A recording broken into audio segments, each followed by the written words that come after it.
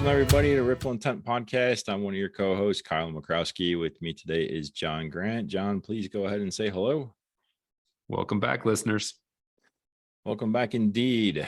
Pretty excited today. We have a guest with us, David. David, please go ahead and introduce yourself.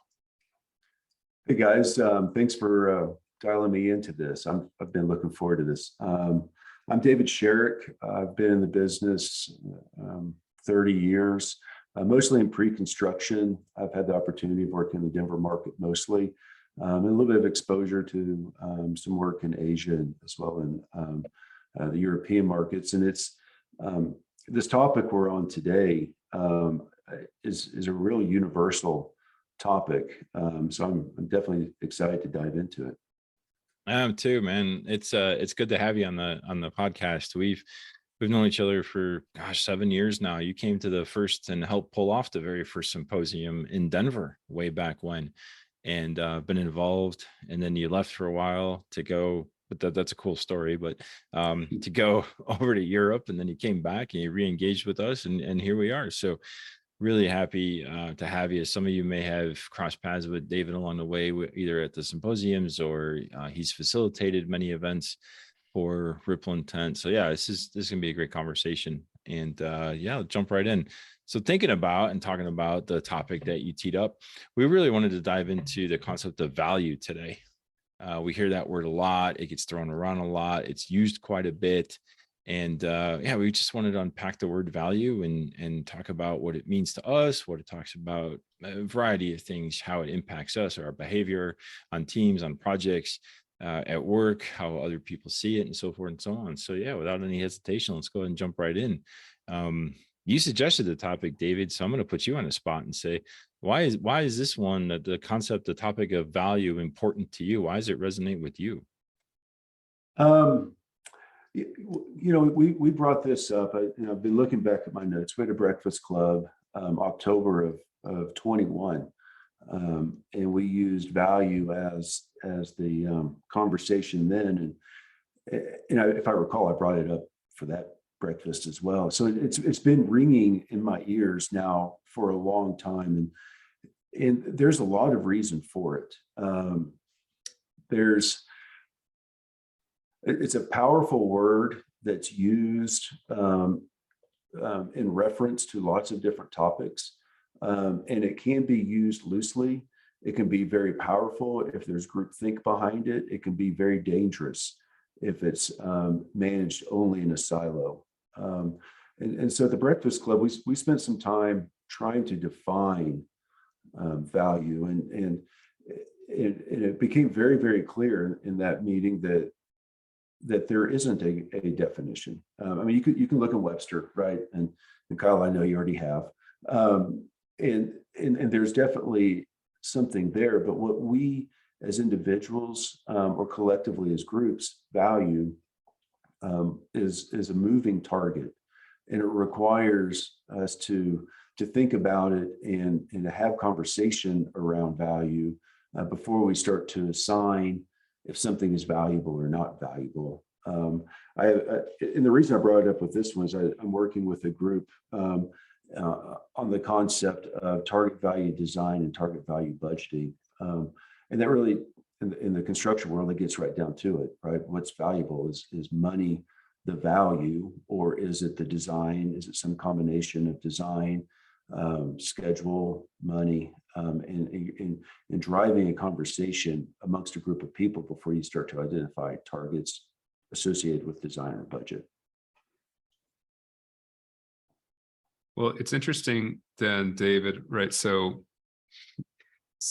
coming from that concept of, all right, we like to talk about value as groups, right? But maybe we don't necessarily all share the same definition of what value is. So where does that get us into trouble? That can get, well, analogy I use a lot with value is the idea of a vehicle. I live in the mountains of Colorado. Four-wheel drive is important to me.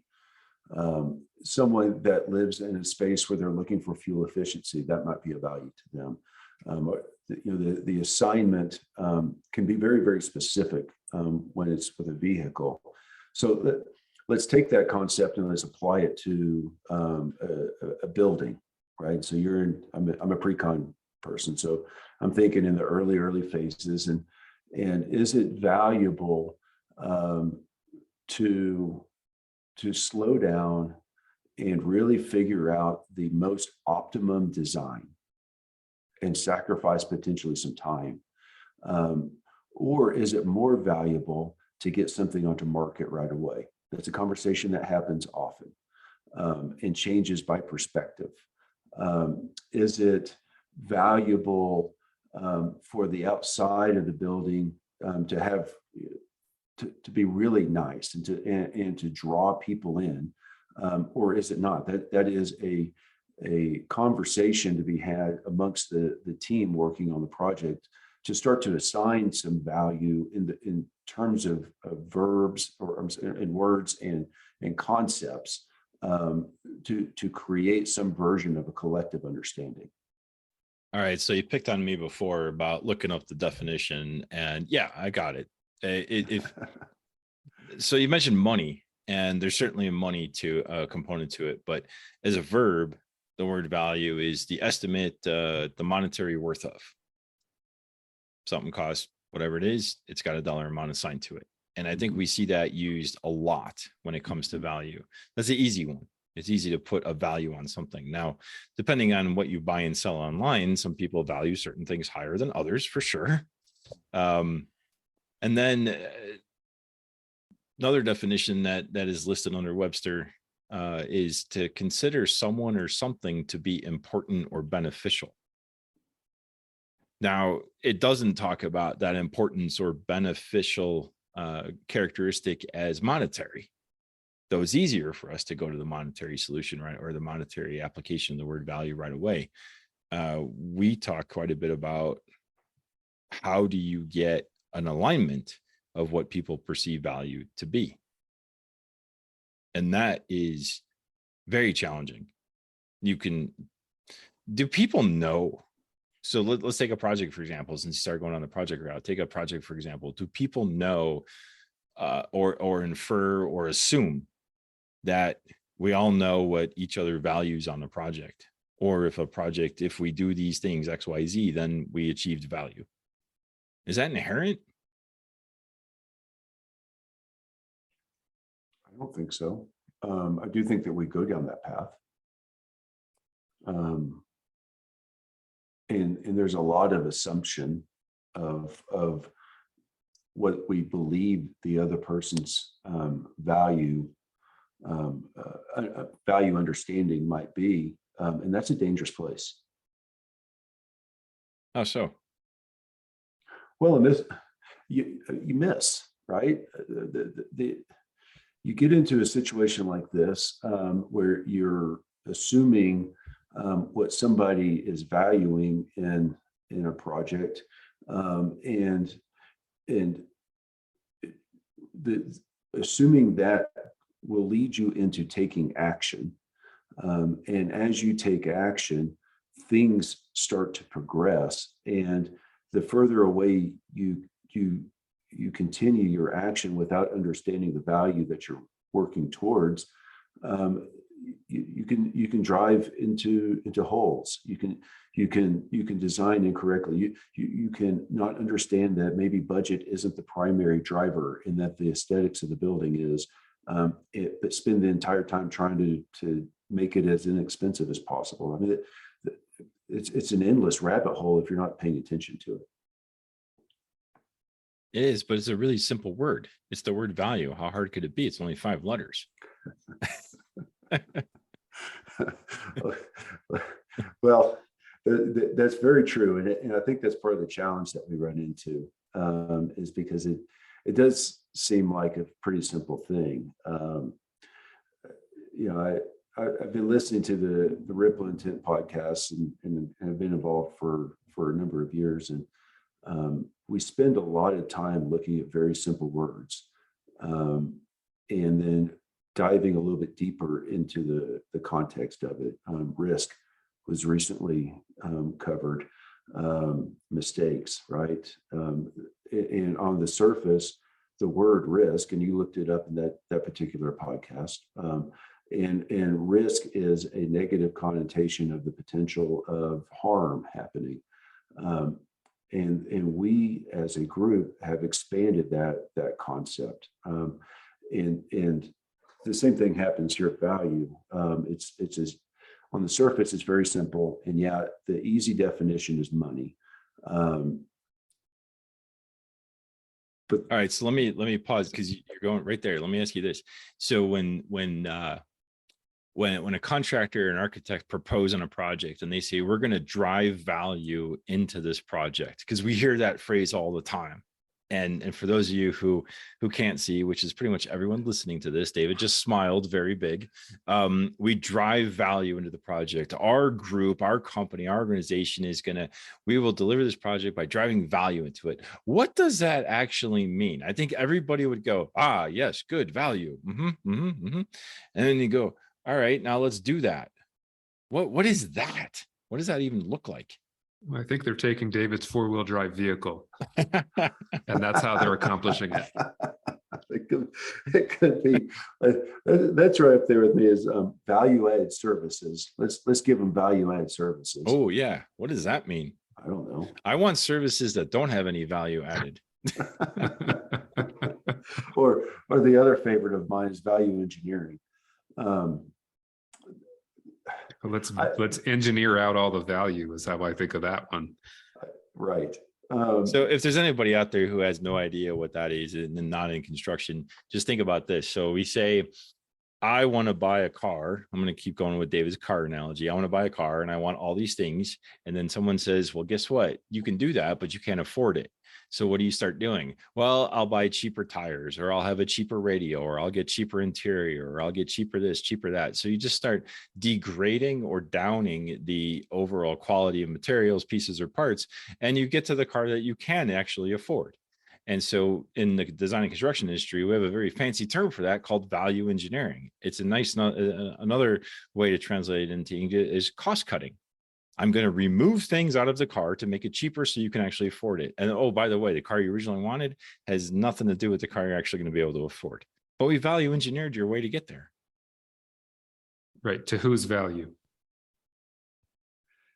Right. Have you ever completed something, right? You have a group activity, project, whatever, and at the end, the people who actually are taking ownership of the final piece, you deliver it to them, they receive it, and they're like, well, this is nice and all, but it doesn't actually work for me. To which I go back to this whole point of, did we understand what the receiver valued from the get-go, or throughout the process? Did we ever communicate it, right? Did we forget because we got so wrapped up in the delivery and the creation of it, right? I feel like we see that all the time. Yeah, I agree with you. And Kyle, you asked, what's the danger of this? And John, I think you're hitting it. Without ask the question of what's valuable, and without deliberately and consciously thinking about, sorry, clap of thunder over my head, without deliberately thinking about it and constantly revisiting it, you have a real strong chance of delivering something that doesn't match what is of value to whomever it is you're ultimately delivering it to.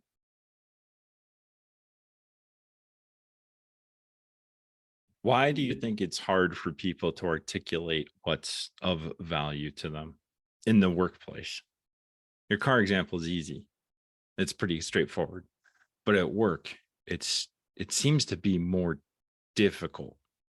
And I'm generally stereotyping here, so be patient with me, but it does seem to be, if I went to a bunch of my coworkers today and say, hey, what do you find of value in your job?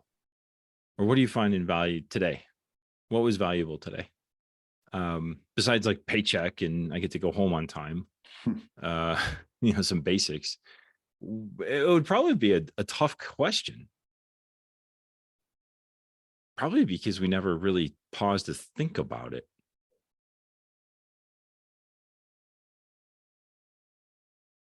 Yeah, it is a tough question. Let- And yeah, go ahead, John. Let's pause to think about it.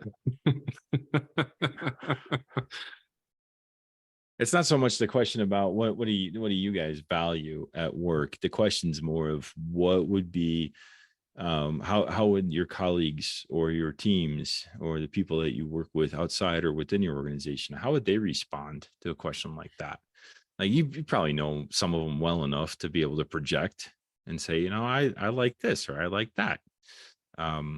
This was really valuable to them. I mean, some people will tell you that the company lunch, that was cool that we all went out to lunch today. And other people would be like, I have so much to do that really distracted me from the day. But both people would have gone, and the one who said this was kind of irritating probably wouldn't have said anything. Yeah. Well, I think Sue, like if you ask that question in your team, I actually think at least half of the people, if not more, will be like, oh, wow, thanks for asking, because nobody's asked me about that before. Except maybe at the exit interview of my last job. How true. Because then and the reason I'm asking this is because some of that, John, is how do you acknowledge the value is being achieved on a project or a team? So you mentioned earlier, David, the scope, schedule, budget, the easy metrics. Are we achieving the program? Are we staying on schedule, and are we staying within the budget? Because those are givens of, we value not taking longer than you're supposed to, and we value not spending more money than we have, and we value getting what we want to get. So those are the easy metrics along the way to say, are we achieving those? Yes or no? Now, unfortunately, when we focus on those metrics, it doesn't prevent people from being jerks to each other in order to get there. You can get there a lot of different ways. And so on some teams, beating up each other on the team is okay, because we value how that drives competition, or that drives production, or it drives effectiveness. It gets things heavy. You crack the whip and you watch the slaves work.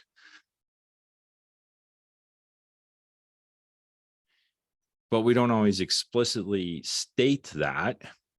So we kind of wander and see, is the culture of the company, of the people involved, going to impact this? If the project is made up of multiple companies, is the culture impacting that? It's almost like, okay, whoever's sponsoring this project or paying for this project, let's just go ask that person what's important. And then that's what will become kind of our North Star of what's valuable. And we'll fill in the gaps with ourselves maybe along the way. It's kind of what happens. I've been on projects where we had 3 values, $500 million project, and you have 3 values. We're going to do the right thing. We're going to get stuff done, and we're going to stay within budget. Okay, well, that really doesn't help you make decisions. And I've been on projects same size where you have 37 of them. I'll never forget. This was fantastic. We valued 2 specific things. One was we were building in a downtown area, so we were going to be kind and respectful to our neighbors. And another one of the values was we are going to manage to the budget. And so here's the question. This particular project needed to have a generator built into the building. Certainly a lot cheaper to put the generator at the 20th floor than on the roof of the building, because you don't have to run as much lines and all this other stuff, fuel tanks and blah, blah, blah. So the problem with putting the generator in the middle of the building on the 20th floor was every month you had to test it, and generators are noisy. And guess what? All the neighbors in the high rises around the building were going to hear that generator. It was certainly a heck of a lot cheaper to put it up on the roof, to put it on the 20th floor than it was to put on the roof. But if you put it on the roof, then there weren't as many neighbors and they wouldn't hear it. So now we had a dilemma. We had to make a business decision on the project. We had 2 explicitly stated values that were contradicting each other. So what happened? You went to the one guy who was in charge of the project at the very top, and he goes, money. Screw the neighbors. So that's what we heard. Was it particular to that situation? No. What happened was the team then learned that the other 36 values that they spent all this time crafting and coming up with meant absolutely nothing if it meant that it put pressure on the money side.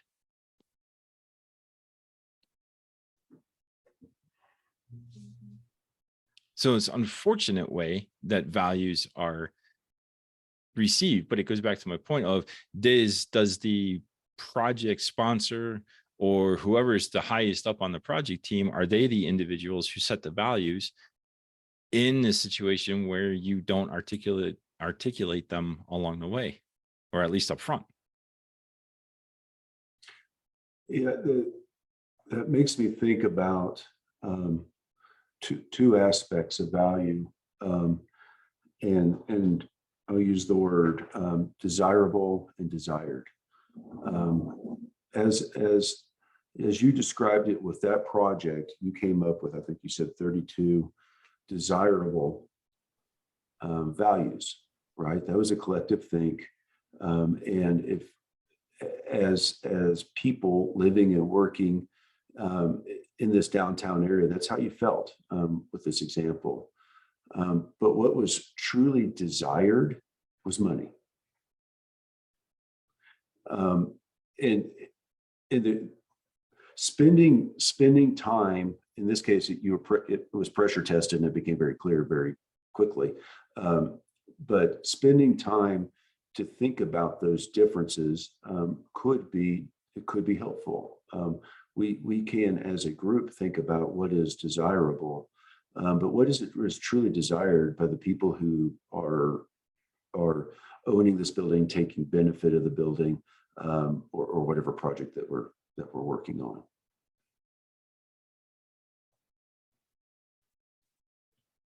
So the challenge is, how do you recognize first what the project values? And I don't know if it's first or not. How do you recognize what the project values, but how do you also understand and recognize what you value, and then what the other people that you're working with value? There's another example comes to mind. So a friend of mine is doing a project in Phoenix, and one of the things that they decided on this project was, we are going to send everybody home each day by 5 o'clock.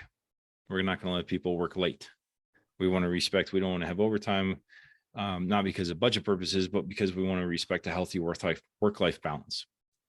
Well, there was one person who went along with it, but then in practice started saying no. He preferred to stay to 6:30 each night because, one, he was single. Two, there's a heck of a lot less traffic at 6:30. And three, there are a lot less people there. So he was able to do all of the head down work, self-isolated work at the desk from 5 to 6:30. And the team had a struggle with this one, because they said, wait, this is important. We are all supposed to value work-life balance. And he said, I am. I don't want to spend an hour in my car when I can get home in 20 minutes. And so it truly did. It put the whole team in tension, trying to figure out, was that the right way to say, here's the boundary, here's how we're going to enforce this, here's how we all, quote unquote, value work-life balance, but we're not behaving in the same way. So do we still value work-life balance even though we're not behaving in the same way? Do we still share the same or place the same value on work-life balance in this situation? They got stuck. Right. I mean, at that point, you're imposing your version of a value on someone else. So is that valuable? Right? Or where can we give space? But I think, right, the magic in it is the conversation, right? How do we learn to communicate that? And can you communicate it up front? Perhaps, you almost like are telling a story about me, right? I get all my head down work done after 5 o'clock. And I find that time really valuable. So I can take care of everybody else during the day, right? And then I get the other time now. So can you get that group of people to the point to have that conversation about the practical application of the value and the associated behaviors, and allow space for it to show up for everyone a little bit differently. But you won't know until you try and have that conversation. Similarly, I think with the that generator example of, right, how are we prioritizing values? Are we prioritizing values? Should we? What does that look like amongst the group? And who is the arbiter? Is it always the one with the checkbook? In that case, it was easier. And so, yeah, it was the one with the checkbook. And what ended up happening, as you can imagine, was, oh, if that's how we're going to base every decision, then that's how the rest of it, the rest of the project was approached, knowing that if we have a good argument for something that costs more, it won't matter because it costs more. Here's the benefit, here's the value you'll get if we increase this, improve that, buy something more expensive for this. Here's all the pluses that come with that added cost. However, it was still at the end of the discussion an added cost. And so, nope. So people stopped asking is what happens. People just, oh, that's how we're going to be measured. All right, do it as cheap as possible. And then no surprise, there was all kind of complaints afterwards going, why did we do it so cheap? And it was like, that's what you said you wanted. Cheap. And that's again where I feel like we start getting into trouble, right? Because we get all those misalignment of expectations or interpretation of value and how that shows up, right? And what does that look like? You can apply this to home. I mean, it works the same for me at home.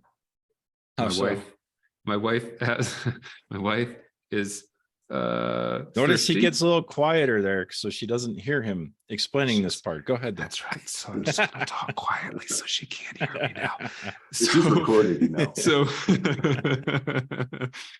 and she listens to every episode. So my wife is fairly thrifty. She knows it. We both know it. And I'm not.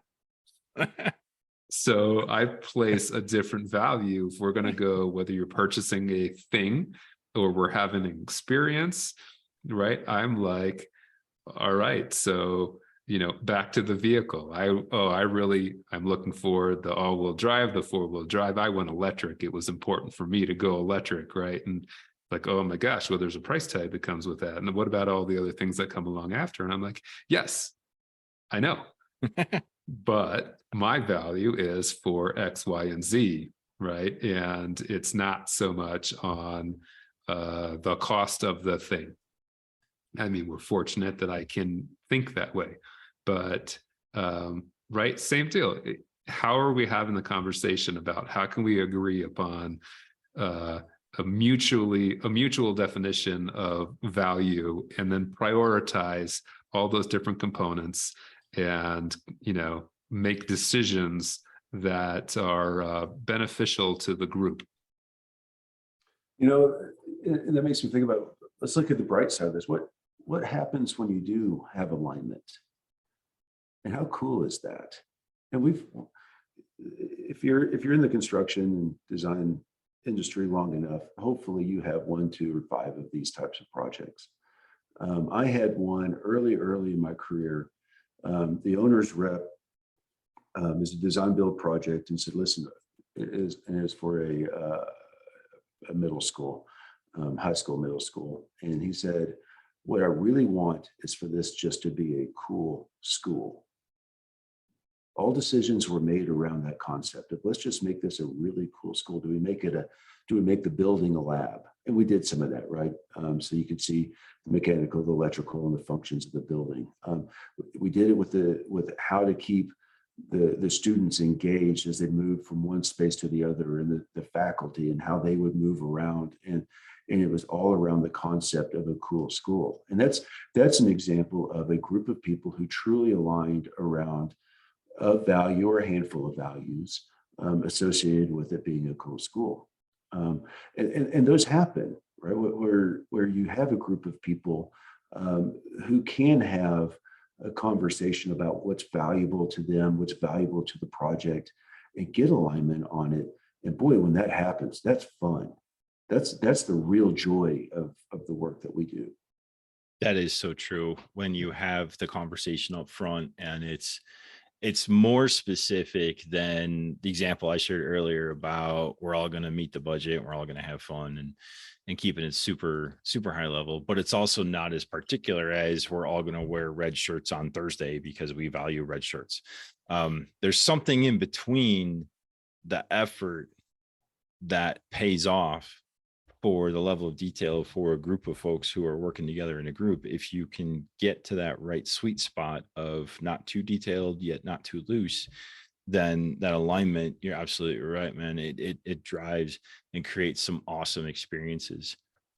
We are unfortunately out of time, and as usual, we can keep this conversation going for a lot longer. Before we head out, one last thought. If you could leave our listeners with one last thought each around the concept of value. David, I'll start with you. A final thought is to take value seriously. Take it seriously enough to have a conversation with the people you're working with. Take it seriously enough to revisit it occasionally and check in on it. Take it seriously and take the time to have the communication and the conversations. Well said. Jon? Yeah, I'm in a similar spot. It is the intentionality in the communication, right? That's kind of the magic I see for a lot of things. We just tend to assume, take things for granted, assume everyone shares the same perspective that we do, and has the same values that we do. And that's really not the case. So the more we learn how to communicate and become intentional about it, the more likely we are to have those happy moments, right? Like the cool school. Absolutely. How about you, Kyle? I would say take a few moments and look inside you and in different areas where you spend your time, whether it's home, work, driving, exercising. What do you actually place value on? And are you consciously aware of what's important to you? There are, I bring up the exercise thing because there are days where I value running in silence, just throwing on my hat and going for a run. And there are days when I enjoy bringing the headphones with. I value both depending on what's going on. And so is one better than the other? And do I judge other people? Of course I judge other people, because if they're not like me, then they're wrong.